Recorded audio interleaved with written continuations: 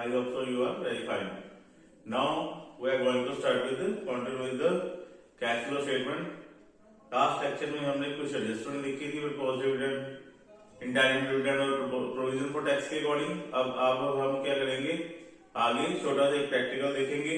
ठीक है, सबसे पहले ये थोड़ी सी छोटी सी स्टेटमेंट है, ये देख लो एक, फिर आगे हम चलते हैं। ठीक है,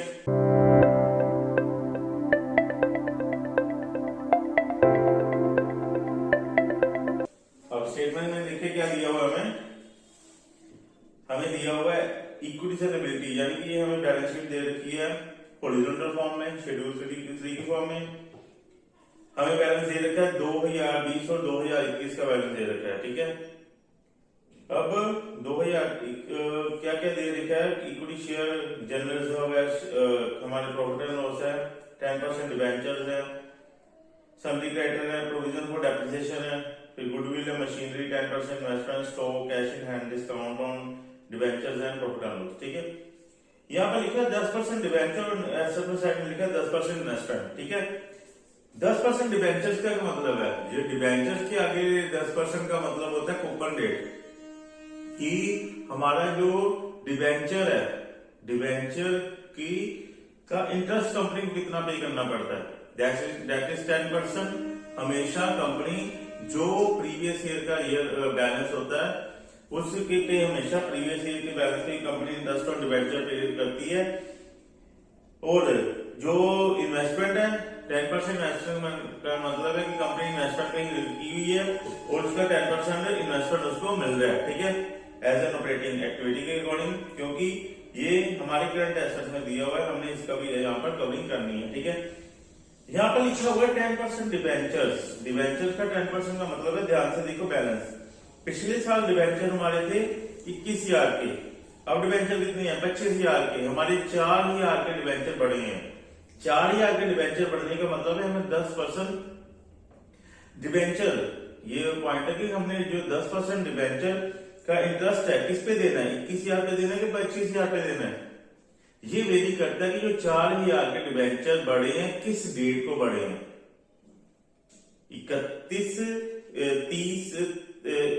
31 मार्च 2020 से 31 मार्च 2021 के किस डेट में बढ़े हैं।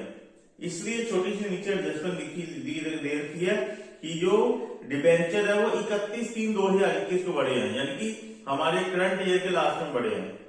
इससे तो ये फाइनल हो जाता है कि इसका जो डिबेंचर नए न्यू इशू हुए हैं, न्यू जो डिबेंचर हमने इशू किए हैं उस पर कोई इंटरेस्ट नहीं लगना, हमारा जो प्रीवियस ईयर का 21,000 का बैलेंस है उसी डिबेंचर वहीं पर इंटरेस्ट लगेगा। ठीक है, आगे हमने दे रखा है इंटरेस्ट, देखो हमारा इन्वेस्टमेंट में इन्वेस्टमेंट क्या है 10% इंटरेस्ट। अब 10% इंटरेस्ट में कितना गैप है, हमारे 5,000 का गैप है, यानी कि कंपनी ने 5,000 के डिबेंचर नए खरीदे हैं, 3,000 और नया बैलेंस कितना है 8,000, यानी कि कंपनी ने साल के दौरान में 5,000 नए डिबेंचर खरीदे हैं।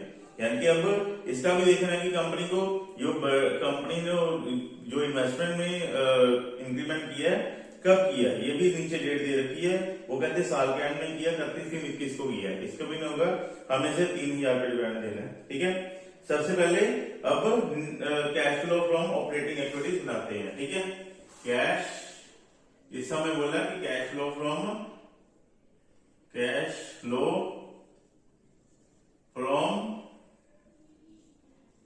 Operating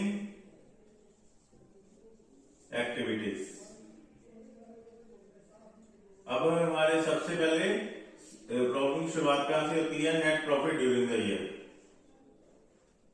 net profit during the year, और जो net profit during the year हम क्या से डालते हैं, current year minus previous year. ठीक है, current year minus previous year.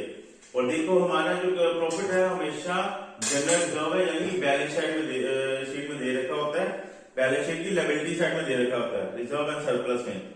अब 2021 का करंट ईयर बैलेंस है हमारा 7,000 और 2020 में कोई बैलेंस नहीं है, 2020 में कोई बैलेंस नहीं है, लेकिन कुछ ना कुछ तो हुआ होगा ना, प्रॉफिट या लॉस कुछ ना होगा। यानी कि नीचे देखो एसेट साइड में 6,000 दिया है, एसेट साइड में प्रॉफिट एंड लॉस का होने का मतलब है ये नेगेटिव बैलेंस है, यानी कि ये प्रॉफिट नहीं है, लॉस है। तो हमें क्या करना है, current year minus previous year के अकॉर्डिंग 7,000 में से माइनस करना प्रीवियस ईयर का, और ये जो 7,000 माइनस 6,000, तो ये क्या बन जाता है 7,000 माइनस माइनस प्लस करके ये क्या बन जाता है 13,000 बन जाता है। ठीक है, 6,000 और 7,000 13,000 बन जाता है। ठीक है, अगला हमारा क्या होता है, इसमें हमने जनरल रिजर्व ऐड करना है प्लस जनरल रिजर्व, ये भी हमने current year minus previous year करना है। Current year minus previous year देखो 15 में से 10,000 माइनस किया, 15,000 minus 10,000 that is 5,000। Next step क्या होता है, नेक्स्ट स्टेप में हमने propose dividend, indirect dividend, provision for tax. ऐसा इस समय कुछ नहीं दे रखा, ना provision for tax, indirect, propose dividend कुछ भी नहीं है। सो अब हमारे सामने हमारी इस प्रॉब्लम में आगे स्टेटमेंट में ध्यान से देखो, हमारा नेक्स्ट स्टेप कैसे क्या था, जनरल रिजर्व के बाद हमें क्या निकालना होता है, जनरल रिजर्व के बाद हमारा नेक्स्ट स्टेप होता है propose dividend, indirect dividend, provision for tax. ऐसी आइटम इस समय फिलहाल कोई भी नहीं है। ठीक है, ना पे प्रोविजन फॉर टैक्स है, ना पे प्रपोज डिविडेंड है, ना indirect dividend. So ignore that. जो ये हमारा निकलेगा दोनों को एडअप करके यही हमारा आ जाएगा 18,000 क्या आएगा, net profit before tax and extra ordinary item, यही हमारा आ जाएगा। Okay, ordinary items. ठीक है, अब हमारा नेक्स्ट स्टेप क्या है, नेक्स्ट स्टेप हमने क्या करना होता है कि जो हमारी प्रॉफिट एंड लॉस के में डेबिट हो चुका होता है, जितने प्रॉफिट एंड लॉस के एक्सपेंसेस हमारे डेबिट हो चुके हैं उनको हमने क्या करना है अगेन, अब यानी कि प्रॉफिट एंड लॉस में माइनस हो चुकी है, डेबिट मतलब माइनस हो चुकी है, उसको हमने गेन में यहाँ पर क्या करना है, एडअप करना है, और जो वहां की इनकम है जो वहां पर प्लस हो चुकी है हमने माइनस करनी है। ठीक है, क्या लिखेंगे, adjustment of non cash and non operating items, non operating items. अब मैंने यहां पर आइटम्स लिख दी है, आइटम्स का मतलब है कि एक्सपेंसेस और इनकम्स कोई भी हो सकती है, इसको हम सीधा ही प्लस या माइनस करेंगे। अगर कोई एक्सपेंस होगा तो उसको हम प्लस कर देंगे, एडअप कर देंगे, अगर कोई इनकम होगी तो उसको हम माइनस कर देंगे। ठीक है, अब देखो इनमें से कोई सबसे पहला हमारा स्टेप क्या होता है, सबसे पहला स्टेप हमारा कहा जाता है, ये हमेशा माइंड में रखो, जब भी ये नॉन कैश की आइटम लिखनी है सबसे पहले माइंड में आना चाहिए डेप्रिसिएशन, इंटरेस्ट ऑन डिबेंचर्स। ठीक है, अब डेप्रिसिएशन देखो हमारे सामने कोई डेप्रिसिएशन का पार्ट है, डेप्रिसिएशन हमेशा कहां पर होती है, डेप्रिसिएशन हमेशा फिक्स एसेट में दी होती है, और हमारे सामने फिक्स एसेट मशीनरी है। ठीक है, पर मशीनरी ध्यान से देखो, मशीनरी हमारी बढ़ रही है, ये डेप्रिशिएट नहीं हो रही, ये इन्वेस्टिंग एक्टिविटी का पार्ट है। फिलहाल जब करेंगे इन्वेस्टिंग एक्टिविटी के बारे में जब करेंगे तब पता लगेगा। फिलहाल हमारी मशीनरी एक ही फिक्स एसेट है, वो एज इट इज है। ठीक है, हमारी गुडविल देखो, हाँ गुडविल रिटर्न ऑफ हो रही है, गुडविल लास्ट ईयर में 10,000 है, अब कितनी है ये, अब हमारी कितनी आ रही है गुडविल 8,000, यानी कि गुडविल रिटर्न ऑफ हो रही है, ये हमारी यहाँ पर आइटम आएगी गुडविल रिटर्न ऑफ। ठीक है, 10,000 पिछले साल थी, अब हो गई 8,000, ये हमारा 2,000 रिटर्न ऑफ हो गई। ठीक है, इसको हमने एडअप कर देना है। ओके, अब हमारा 10% डिवेंचर है, इंटरेस्ट ऑन डिवेंचर, ये मैंने पहले बताया था ना, जो 10% डिवेंचर है, डिवेंचर के आगे लिखा 10% कूपन रेट होता है, इसी का हमें मिलेगा interest on debentures. Interest on debenture किस रेट पे मिलेगा, किस अमाउंट पे मिलेगा, सॉरी ये हमारा मिलेगा, हमारे पास देखो ना, हमारे पास 21,000 पिछला बैलेंस है, नया बैलेंस 25,000 का है, यानी कि हमने नए डिवेंचर इशू किए हैं। अब नए डिवेंचर जिनको इशू किए हैं उनको हमने इंटरेस्ट देना कि नहीं देना, उसके लिए नीचे छोटी सी एडजस्टमेंट पढ़ो ध्यान से। क्या लिखा हुआ है कि debenture issued on 31 March 2021, debenture हमने 31 मार्च 2021 को इशू किए हैं, यानी कि हमारे साल में खत्म होने के बाद इशू किए हैं। हमारा साल 21 वाला 2021 खत्म हो चुका है और उस लास्ट दिन में इशू करने का मतलब उन जो नए डिबेंचर होल्डर हैं उनको इंटरेस्ट नहीं मिलेगा। हमने इनको डिबेंचर देना, हमने सिर्फ 21,000 का इंटरेस्ट लगाना है, that is 10% of 21,000। Okay, now हमारा नेक्स्ट पॉइंट है डेप्रिसिएशन। डेप्रिसिएशन हमारा तो मिला नहीं है, पर क्रेडिटर के नीचे लायबिलिटी साइड में ध्यान से देखो, मैं प्रोविजन फॉर डेप्रिसिएशन दे रखा है। पिछले साल प्रोविजन फॉर डेप्रिसिएशन था हमारा 9,000 का, अब प्रोविजन फॉर डेप्रिसिएशन का बैलेंस है 13,000। ये हमने, ये भी हमारी डेप्रिसिएशन है, ये भी इसमें करेंगे। डेप्रिसिएशन का जो प्रोविजन है कितना आएगा, 13,000 माइनस 9,000, यानी कि 4,000 इस साल की डेप्रिसिएशन इसमें एडअप हुई है, जो हमने यहां पर लिखनी है। ठीक है, नेक्स्ट है हमारी गुडविल का पार्ट भी हो गया। आगे नेक्स्ट यहां पर दिया हुआ हमें एक sorry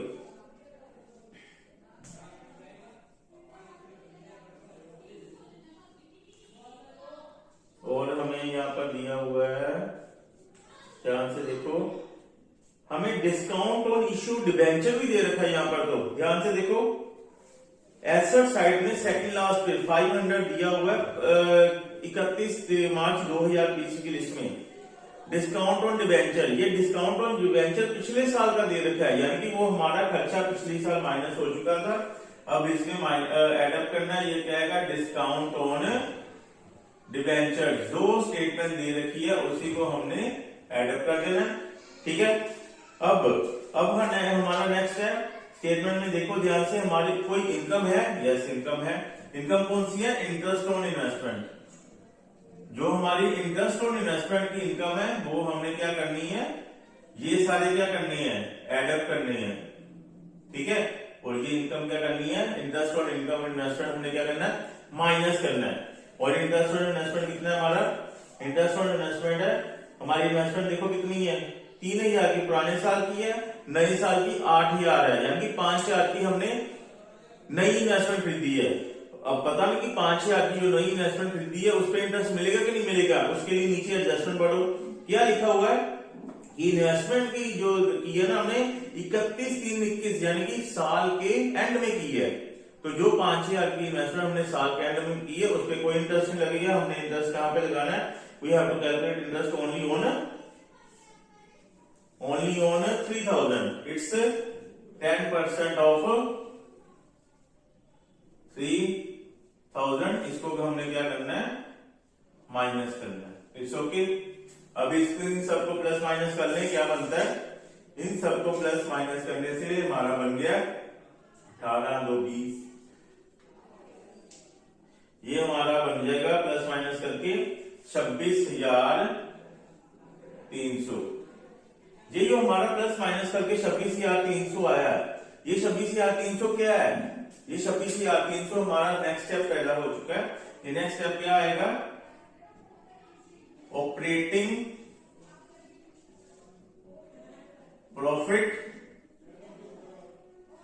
before working capital changes. अब ये हमारी क्या आ गया, इनको सर एडअप और इसको माइनस करके ही हमारा आ गया 26,300 operating profit before working capital changes. अब हमारा नेक्स्ट स्टेप क्या, वर्किंग कैपिटल की तरफ देखना है, यानी करंट एसेट और करंट लायबिलिटी की तरफ देखना। स्टेटमेंट की तरफ ध्यान से देखो, ये हमारी जो स्टेटमेंट है, स्टेटमेंट में करंट लायबिलिटी कौन कौन सी है, सिर्फ एक ही करंट लायबिलिटी है, that is current sundry creditors. Sundry creditors को ध्यान से देखो कि पहले 85,100 की है, अब हमारी कितनी है 12,500, यानी कि 12,500 की हमारे 4,000 के क्रेडिटर बढ़ रहे हैं। और कंपनी के पॉइंट ऑफ व्यू से क्रेडिटर का बढ़ना यानी कि नेगेटिव पार्ट है, तो हमने क्या करना है, इसमें एडअप करना है। क्या करना है, एडअप क्या करना है, इंक्रीज इन क्रेडिटर्स हमने 4000 रुपया ऐड करना है, ठीक है। आगे इसी तरह से करंट एसेट की तरफ देखो। करंट एसेट हमारे पास अभी से दो ही आइटम बची हैं, एक स्टॉक है और कैश एंड बैंक है। कैश एंड बैंक कभी भी करंट एसेट में नहीं लेने। कैश एंड बैंक हमारे जब लास्ट में से इसको यूज करना है, जब सारी की सारी cash flow statement full flash तीनों एक्टिविटीज के साथ बन जाती है, फिर इसको यूज करते हैं, वो बाद में बताएंगे। फिलहाल स्टॉक दिया हुआ है। स्टॉक कितना है? स्टॉक पिछले साल था 6000 का, अभी हमारा कितना आ गया 24,500 का, यानी कि कितना फर्क पड़ गया? अभी कितना स्टॉक में इंक्रीज हुआ है? स्टॉक में इंक्रीज हुआ है 18,500 का इंक्रीज इन स्टॉक। और अगर स्टॉक बढ़ चुका है, स्टॉक के बढ़ने से हमारी कंपनी के पॉइंट ऑफ व्यू से ये पॉजिटिव पार्ट है, हमने क्या करना है, इसको माइनस करना है। यानी कि 24,500 में से ये कितना आ गया हमारा, ये हमारा कितना था, ये 24,500 में से 6,000 माइनस किया तो ये हमारा आ गया 18,500, ठीक है। इसको माइनस करना है। माइनस करके इनको सबको 4,000 प्लस किया और 18,500 माइनस किया, ये हमारी फिगर आ जाएगी 11,800, ठीक है। ये 11,800 गया। ये हमारा जो 11,800 है, ये हमारा है cash flow from operating activities, ठीक है। अब हमने क्या करना है, टैक्स पेड माइनस करना है,